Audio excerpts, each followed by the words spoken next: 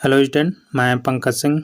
तो हमारी क्लास चल रही है class 11 subject math, chapter number 11 त्रिविमीय ज्यामिति का परिचय, इंट्रोडक्शन टू 3 डायमेंशनल ज्योमेट्री। तो आज भाग 6 है। तो इसमें आज हम पढ़ने वाले हैं विभाजन सूत्र सेक्शन फॉर्मूला। इसमें बाह्य विभाजन, एक्सटर्नल डिवीजन। आज का टॉपिक रहेगा बाह्य विभाजन, एक्सटर्नल डिवीजन। तो इसमें हम जब कोई पॉइंट किसी रेखाखंड को बाह्य रूप से विभाजित करता है तो इसके कोऑर्डिनेट हम यहाँ पे निकालेंगे। तो बाह्य विभाजन के लिए हम सूत्र निकालेंगे। तो जो हमने विभाजन सूत्र है तो इसमें हमने अंतःविभाजन पढ़ लिया है। तो आज हम बाह्य विभाजन के लिए जो आर पॉइंट है तो इसके निर्देशांक यहाँ पे निकालेंगे। तो इसमें देख लीजिए, यहाँ पे ये आपका 3D स्पेस है।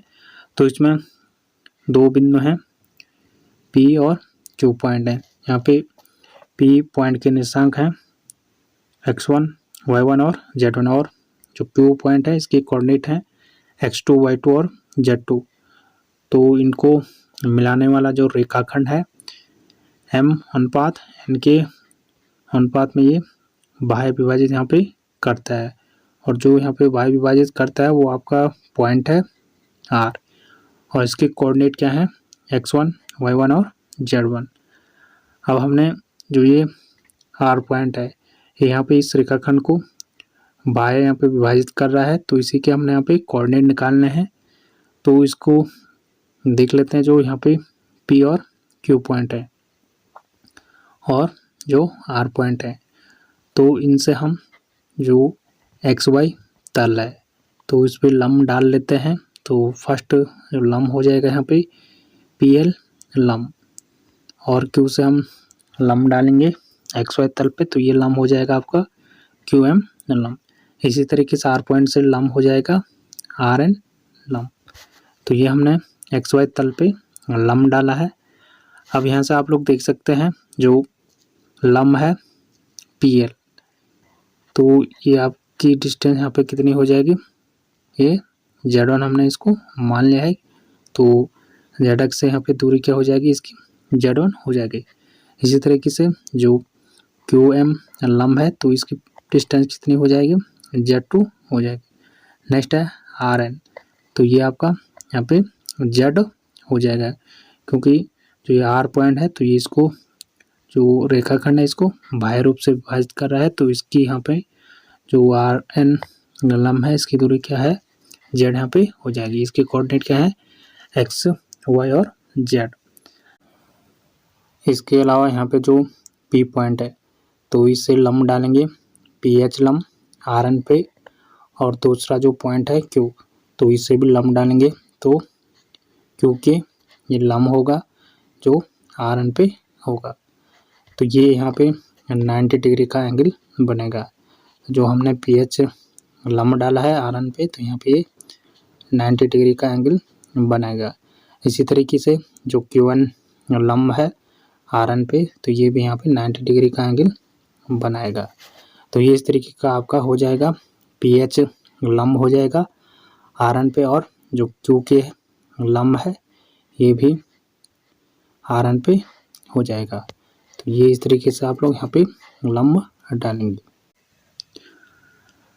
अब यहाँ से आप लोग देख सकते हैं दो आयत बन रहे हैं। तो फर्स्ट जो आयत है PHNL, तो ये आपका फर्स्ट आयत हो जाएगा।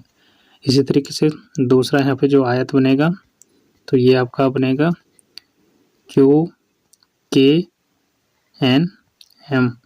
तो ये दूसरा आयत यहाँ पे बनेगा। तो अब दोनों आयतों में देख लेते हैं जो आमने सामने की भुजा है उनकी क्या यहाँ पे लंबाई होगी। तो इसमें जो HN है, तो जो यहाँ पे HN है ये कितना है, ये बराबर हो जाएगा आपका PL के। तो जो आपका HN है तो ये किसके बराबर हो जाएगा, PL के बराबर। तो PL की जो डिस्टेंस है यहाँ से यहाँ तक की दूरी वो Z1 है, तो यहाँ पे जो H से N तक की दूरी है वो भी आपकी Z1 हो जाएगी। तो ये दोनों जब बराबर हैं तो HN बराबर PL इक्वल क्या हो जाएगा, Z1, तो ये Z1 की इक्वल हो जाएंगे। तो अब दूसरी साइड देखेंगे तो यहाँ पे जो Kn है, तो ये आपका Kn, ये जो दूरी है वो कितनी है, वो Z2 के बराबर हो जाएगी। तो जो Kn है वो किसके बराबर हो जाएगा, जो Qm है, तो ये आमने सामने की भुजा है, तो ये बराबर हो जाएगी। तो Kn बराबर क्या हो जाएगा, Qm। तो जो आपका Kn है तो ये किसके बराबर हो जाएगा, Qm के बराबर। और Qm की जो डिस्टेंस है यहाँ से यहाँ तक की दूरी, ये Z2 है, तो ये दोनों Z2 के इक्वल हो जाएंगे। तो यहाँ से ये हमने दूरी निकाल ली है जो आयत के आमने सामने की भुजा है, तो यहाँ से आप लोग निकालेंगे। तो यहाँ से ये हो जाएगा Kn equal to Qm equal to Z2, तो ये Z2 के इक्वल हो जाएंगे।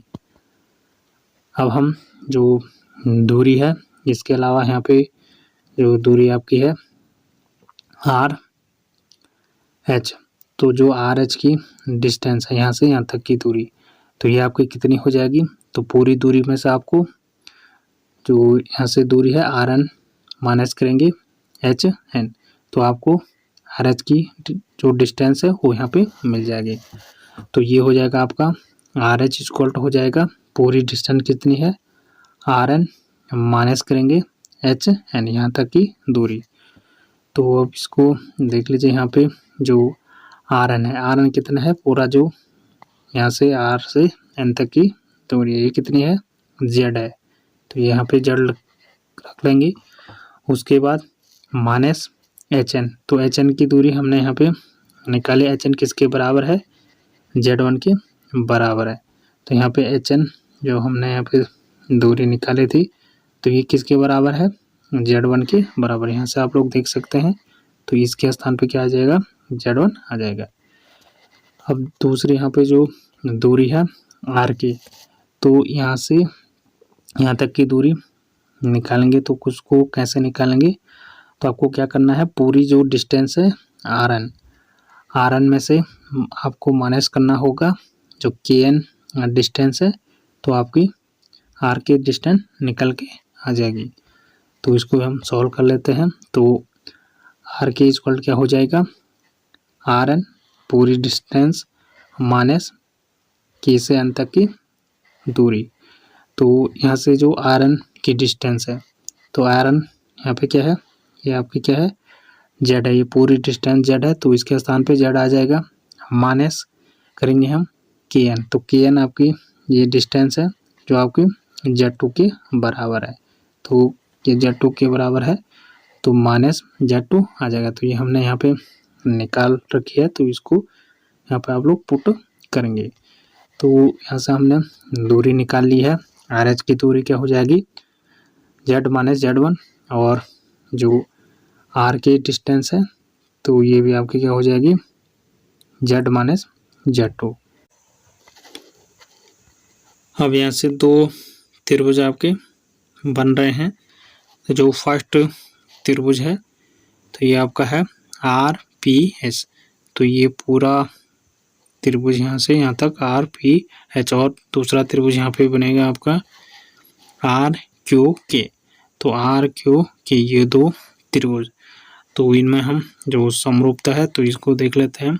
तो फर्स्ट जो त्रिभुज का कोण है तो ये आपका यहाँ पे बनेगा आर पी एच, तो ये वाला जो कोण है, और दूसरे त्रिभुज का जो आपका कोण होगा आर क्यू के, तो ये दोनों संगत कोण यहाँ पे बराबर होंगे। तो इन दोनों त्रिभुजों में इनके एक एक जो संगत कोण है वो यहाँ पे बराबर होंगे। इसमें जो फर्स्ट त्रिभुज है तो इसमें ये 90 डिग्री का एंगल है, तो कोण पी एच आर बराबर हो जाएगा दूसरे त्रिभुज में जो 90 डिग्री का एंगल है, तो ये आपका हो जाएगा क्यू के आर। तो ये दोनों 90 डिग्री के एंगल हैं, दोनों बराबर आपके हो जाएंगे। तो इसलिए जो ये दोनों त्रिभुज हैं यहाँ पे हमने दो एंगल निकाल लिए हैं, दोनों त्रिभुजों में वो बराबर हैं। तो त्रिभुज आर पी एच समरूप हो जाएगा त्रिभुज आर क्यू के। तो ये एंगल के अकॉर्डिंग ये दोनों त्रिभुज यहाँ पे समरूप हो जाएंगे। इसमें जो त्रिभुजों की समरूपता की प्रॉपर्टी है एंगल, तो इसके अकॉर्डिंग ये यहाँ पे समरूप हो जाएंगे। तो जब ये दोनों त्रिभुज यहाँ पे समरूप हो जाएंगे तो आपको पता होगा जब दोनों त्रिभुज समरूप होते हैं तो उनकी जो संगत भुजाओं का अनुपात है वो भी यहाँ पे बराबर होगा। अब इसमें देख लेते हैं जो यहाँ पे त्रिभुज हैं इनमें संगत भुजाएं कौन कौन सी हो जाएंगे। तो एक जो संगत भुजा हो जाएगी फर्स्ट जो त्रिभुज है तो इसमें पी आर तो अपॉन में हो जाएगा दूसरे त्रिभुज की जो भुजा है क्यू आर। तो ये पी आर अपॉन हो जाएगा क्यू आर। तो ये संगत भुजा बराबर हो जाएगी जो यहाँ पे आर एच अनुपात आर के। तो ये यहाँ पे हो जाएगा। अब यहाँ से जो ये संगत भुजाओं का अनुपात है तो इनके मान रखेंगे। तो सबसे पहले यहाँ पे जो पी आर है तो पी आर पूरी यहाँ पे डिस्टेंस कितनी है पी से आर तक की, तो ये एम है तो इसके स्थान पे एम आ जाएगा। नेक्स्ट यहाँ पे जो क्यू आर है तो यहाँ पे कितना है ये क्यू से एन तक की डिस्टेंस ये एन हो जाएगा तो इसके स्थान पे एन आ जाएगा। नेक्स्ट हमने जो आर एच डिस्टेंस निकाली थी तो ये यहाँ से आप लोग देख सकते हैं जो हमने आर एच डिस्टेंस निकाली वो कितनी है जेड माइनस जेड वन। तो इसके स्थान पर हम जेड माइनस जेड वन रखेंगे। अपॉन में क्या है आर के, तो आर के भी हम निकाल चुके हैं तो आर के कितना है जेड माइनस जेड टू। तो आर के स्थान पर हम जो जेड माइनस जेड टू है वो रखेंगे। तो ये इस तरीके का आपका हो जाएगा। तो यहाँ से ये एम हो जाएगा P R upon Q R क्या हो जाएगा एन इक्वल टू में आर एच की जो वैल्यू निकली थी जेड माइनस जेड वन और अपॉन में जेड माइनस जेड टू। अब इसको हम सॉल्व करेंगे तो एम का मल्टीप्लाई इसके साथ करेंगे और एन का मल्टीप्लाई ऊपर करेंगे। तो ये आपका हो जाएगा यहाँ से मल्टीप्लाई करने पे एम का मल्टीप्लाई यहाँ करेंगे तो एम जेड हो जाएगा माइनस एम जेड टू हो जाएगा इक्वल टू में आ जाएगा। एन का मल्टीप्लाई यहाँ करेंगे तो एन जेड हो जाएगा और एन का फिर इसके साथ करेंगे तो माइनस एन जेड वन हो जाएगा। अब यहाँ से हम जो एन जेड और एम जेड है तो इनको एक साथ रखेंगे तो एम जेड ये इधर आ जाएगा बराबर की साइड तो ये माइनस हो जाएगा तो minus N Z equal to में हो जाएगा एम जेड टू। तो ये इस साइड था इस साइड आने पे ये पॉजिटिव हो जाएगा। यहाँ पे ये माइनस था माइनस एम जेड टू तो बराबर की साइड लाने पे ये क्या हो जाएगा पॉजिटिव हो जाएगा एम जेड टू और माइनस एन जेड वन। अब इन दोनों में से हम क्या करेंगे यहाँ पे से जेड कॉमन रखेंगे तो जेड कॉमन लाने पे यहाँ पे क्या बचेगा एम बचेगा यहाँ पे माइनस एन बचेगा और ये जेड बाहर आ जाएगा इक्वल हो जाएगा M Z two minus N Z one. अब इसमें से हम जेड इक्वल टू ये हो जाएगा ये नीचे इसके चले जाएगा तो यहाँ नीचे ये चले जाएगा तो ये हो जाएगा एम माइनस एन हो जाएगा। तो जेड इक्वल क्या हो जाएगा M Z two minus Z one upon M minus N. तो ये जो जेड का निर्देशांक है जेड एक्स का तो ये हमने निकाल लिया है। तो इस तरीके से आप लोग निकालेंगे। इसी तरीके से जो अन्य कोऑर्डिनेट है तो वो भी आप लोग निकाल सकते हैं। यहाँ पे जो हमें एक्सुअल जो तल था इस पे हमने लंब डाले हैं तो इसी तरीके से जो लंब है उनको आप लोग अगर एक्स जेड जो तल है इस पे डालेंगे तो यहाँ से हमें वाई की वैल्यू जो वाई एक्सिस है वाई का मान यहाँ से निकलेगा। और जब जो ये लंब है इनको हम वाई जेड तल पे डालेंगे तो हमें यहाँ से एक्स एक्सिस का जो एक्स निर्देशांक है वो यहाँ पे मिलेगा। तो इसको हम डायरेक्ट लिखेंगे। अब यहाँ से हम एक्स के निर्देशांक निकाल सकते हैं। जो एक्स निर्देशांक है तो इसका मान क्या हो जाएगा X equal to M X two minus N X one upon M minus N. तो जब हमने लंब जो एक्सिस है, तो इसमें हमने जेड वाई तल पे लंब डाला है, तब हमें एक्स का मान मिलेगा। तो जो एक्स एक्सिस है, एक्स का निर्देशांक हमें यहाँ से मिलेगा। इसी तरीके से जब हम लंब जेड एक्स तल पे डालेंगे, तब हमें यहाँ से वाई का मान मिलेगा। तो ये वाई बराबर क्या हो जाएगा, M Z two minus N Z one upon M minus N one. तो ये सारे हमने आर्क के कोऑर्डिनेट निकाले हैं। जब रेखा खंड को जो आर बिंदु है ये बाह्य विभाजित करता है, तब हमारे जो कोऑर्डिनेट निकलेंगे वो आपके इस तरीके के आपके होंगे। तो यहाँ पे ये माइनस का साइन आपका आ जाएगा।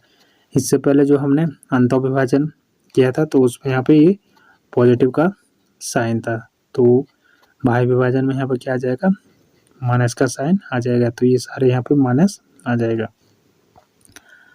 अब इसको हम इस तरीके से लिख सकते हैं, यदि बिंदु आर रेखाखंड पी क्यू को एम अनुपात एन में बाह्य विभाजित करता है, तो यहाँ पे जो आर के निर्देशांक हो जाएंगे, तो इस तरीके से आप लोग लिखेंगे।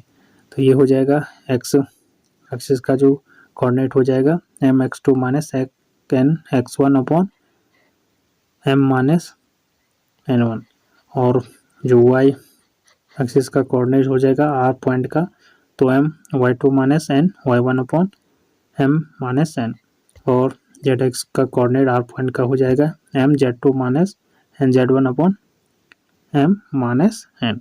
तो इस तरीके से निकाल सकते हैं। तो ये आपके जो बाह्य विभाजित है, तो इसमें आर पॉइंट के निर्देशांक इस तरीके से आप लोग निकालेंगे।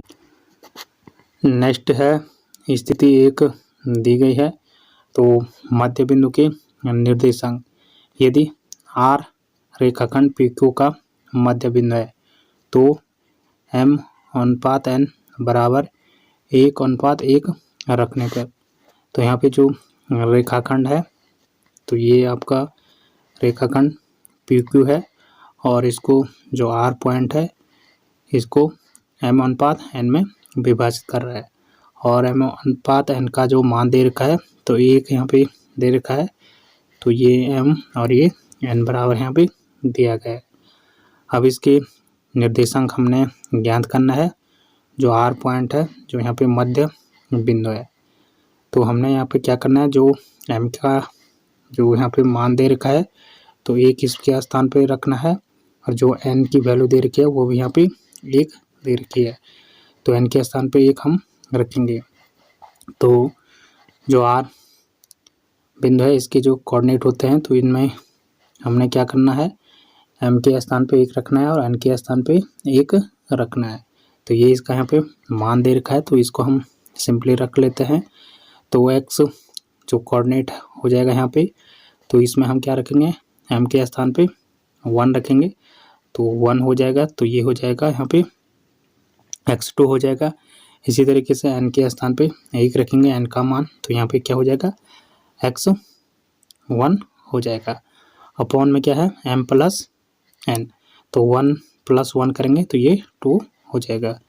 इसी तरीके का जो r का y कोऑर्डिनेट है, तो इसमें भी हम m के स्थान पे 1 रखेंगे, तो यहाँ पे 1 रखेंगे तो यहाँ पे y2 आ जाएगा, और n के स्थान पे 1 रखेंगे तो यहाँ पे y1 आ जाएगा। नीचे 1 + 1 हो जाएगा, तो ये 2 हो जाएगा। नेक्स्ट है जो z कोऑर्डिनेट है, तो इसमें हम क्या करेंगे, z बराबर क्या हो जाएगा, m के स्थान पे 1 रखेंगे तो ये हो जाएगा यहाँ पे z2 हो जाएगा, और n के स्थान पे 1 रखेंगे तो z1 हो जाएगा। अपॉन में m + n, तो 1 + 1 2 हो जाएगा।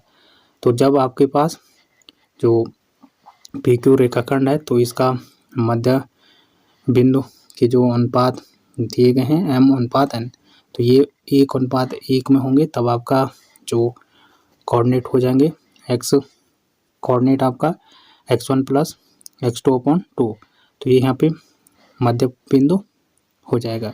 इसी तरीके से y एक्सिस का मध्य बिंदु हो जाएगा y बराबर y1 + y2/2, और z एक्सिस का मध्य बिंदु हो जाएगा z1 + z2/2। अब यहाँ से पी और क्यू रेखाखंड को मिलाने वाला जो मध्य बिंदु है, तो इसके निशान आप लोग इस तरीके से निकाल सकते हैं। तो जो मध्य बिंदु है, तो ये रेखाखंड को इक्वल रेशियो में जब विभाजित करेगा तब आप लोग यहाँ से डायरेक्टली मध्य बिंदु के निशान निकाल सकते हैं। तो यहाँ से एक्स कोऑर्डिनेट क्या हो जाएगा, x1 + x2 अपॉन 2 और y निर्देशांक आपका y1 + y2 अपॉन 2 और z coordinate z1 + z2 upon 2। तो डायरेक्टली यहाँ से आप लोग निकाल सकते हैं। जब भी आपको क्वेश्चन में मध्य बिंदु के निशांक पूछे जाएंगे तो डायरेक्ट आप लोग यहाँ से कर सकते हैं।